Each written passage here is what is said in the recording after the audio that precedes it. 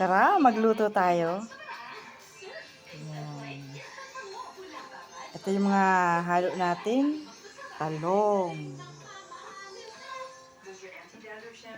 Sitaw na malapit ng matuyo dahil matagal na po ito sa ref. Kailangan ng lutuin.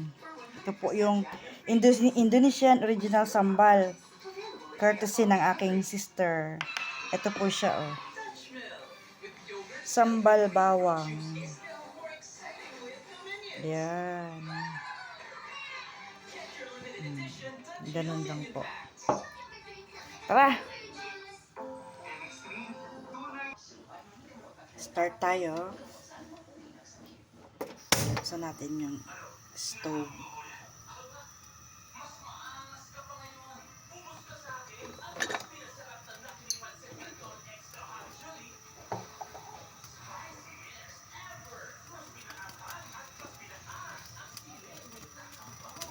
Marami na pong gas-gas yung non-stick. Okay lang yan.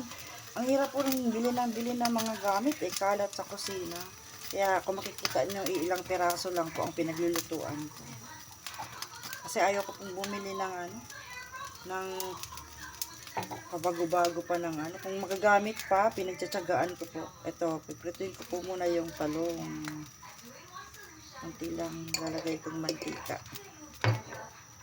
Dahil dalawang talong lang naman to.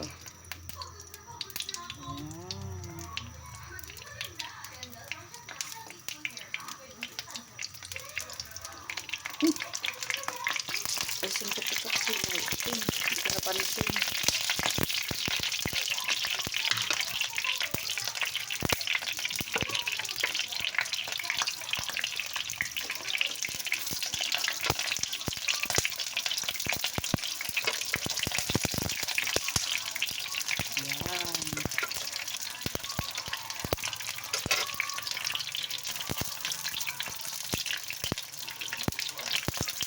Ito na yun, natanggal ko na po yung itim.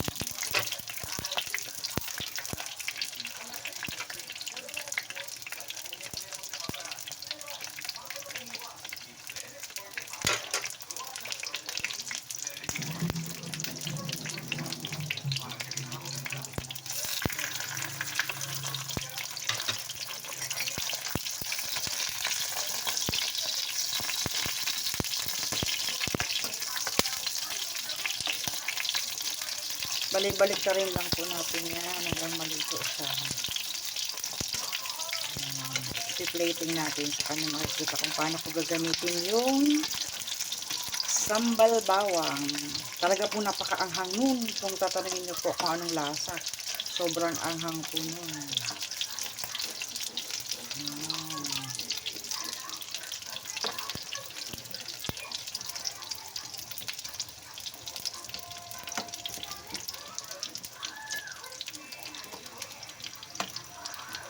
Kaya alam natin mag-translucent para ma-check natin luto talaga ang ating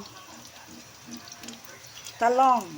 Talong and winding road that leads to your door.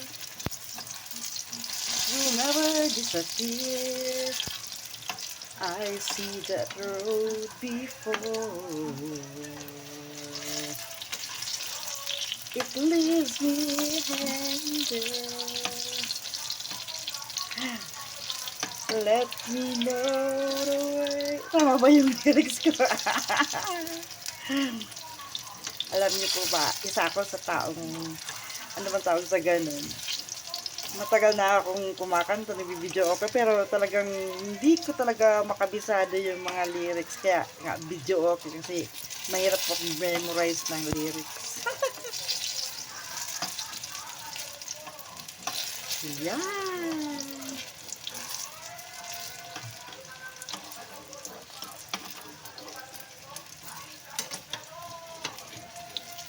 Lapit na. Malapit na. Tingnan natin na yun. Medyo malambot.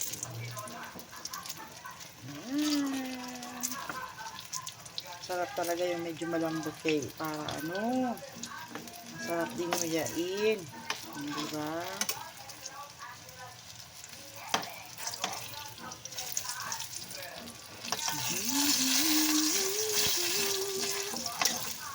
Yan, pinatay ko po muna yung stove pala. Pinatay ko muna yung stove para hindi siya pakinabangan natin yung natitirang init sa mantika para maluto ang iba ng gusto. Ayan na, ayan na, ayan na.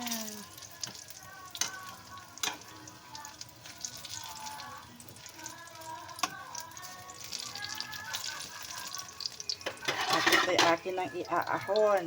Yan, dito natin tatanggalin na. Ay, dito natin ilalagay. Sarap, patuloy siyang maluluto dahil mainit pa yung mantika.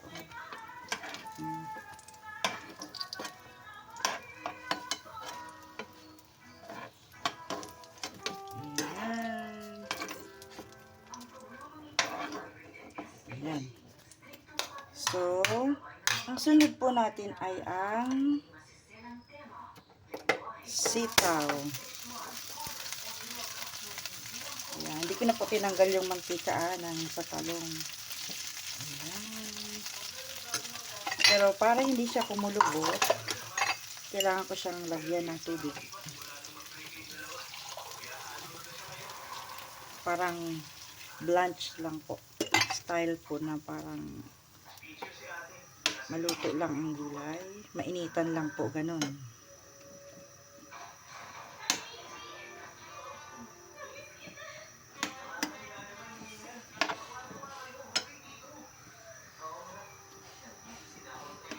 Hintayin natin kumulo.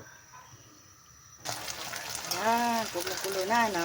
Maganda pag may konting mantika para makintab po yung gulay. Wala po yung kahit anong timpla. Tubig lang po talaga at saka yung mantika na pinagprituhan ng ating talong.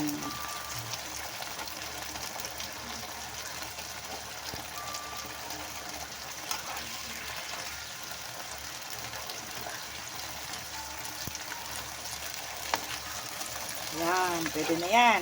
Para hindi siya overcook. Ganyan lang. Ito. Gaya po ng sinabi ko, may paggagamitan tayo ng sambal. Lulutuin natin ngayon yung sambal para hindi siya masyadong maanghang. Ganyan lang pong gagawin natin. Kasi itong sambal ay gisado na po ito. Lagyan natin lang ng konting mantika. Mula po dun sa hindi tayo nagugas ng kawali. Lagyan ko lang po ng mantika. Lagay natin yung sambal.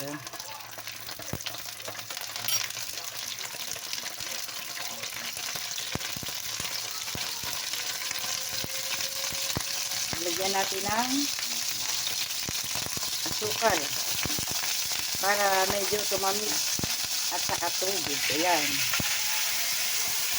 Ganyan lang. Mekos-mekos. Ayan.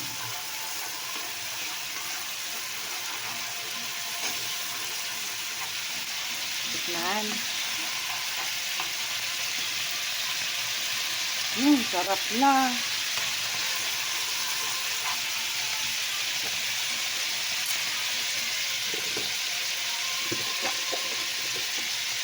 Lagyan ko ng konting asin. Ay, sarap.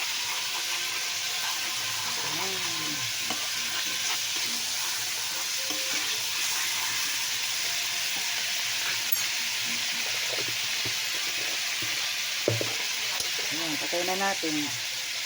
Ganyan lang po. Ayan, kasi papainitin lang natin po kasi galing yun sa sa ref. Ayan. Actually, pwede na po yung ganitong presentation.